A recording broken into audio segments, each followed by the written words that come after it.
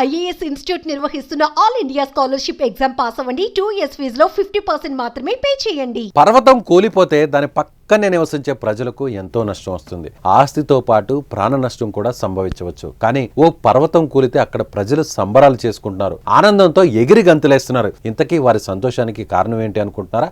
అయితే ఈ వీడియో చూడాల్సిందే.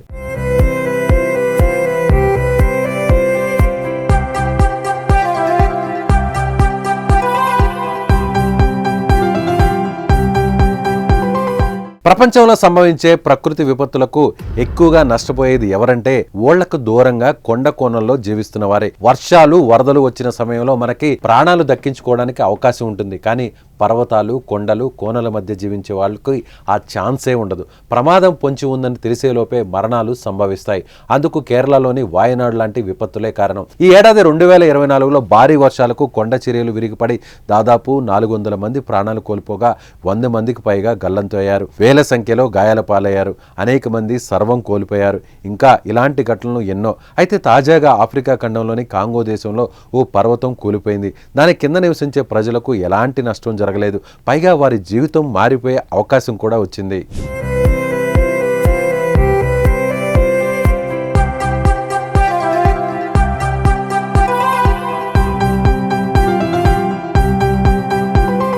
పర్వతం కూలిపోవడంతో అందులో నుంచి విలువైన రాగి నిక్షేపాలు బయటపడ్డాయి. టన్నుల కొద్దీ రాగి బయటపడడంతో అక్కడి ప్రజలు సంతోషంలో మునిగిపోయారు. అక్కడి సంపద వనరులపై స్థానికులకే సర్వ హక్కులు ఉండడంతో వారి ఆనందానికి అవధులు లేకుండా పోయాయి. పర్వతం కూలిపోతుండగా చుట్టుపక్కల వందలాది మంది స్థానికులు గుమికూడిపోయారు. ఆ విషయాన్ని వీడియోలో చూడొచ్చు.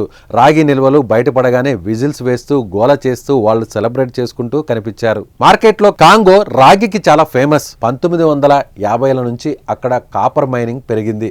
ప్రపంచంలో రాగి ఉత్పత్తిలో టాప్లో ఉంది. అయితే బడా దేశాలు అక్కడ రాగి నిక్షేపాలపై కన్నేసి దోచుకుంటున్నాయి. తాజాగా అక్కడి పర్వతం కూలి రాగి నిల్వలు బయటపడడంతో స్థానిక ప్రజలకు లాభం ఉంటుందని అభిప్రాయం వ్యక్తం. మరి అక్కడ ఆ అవకాశం ఉంటుందో లేదో, ఇతరులు దోచుకుంటారో వేచి చూడాలి.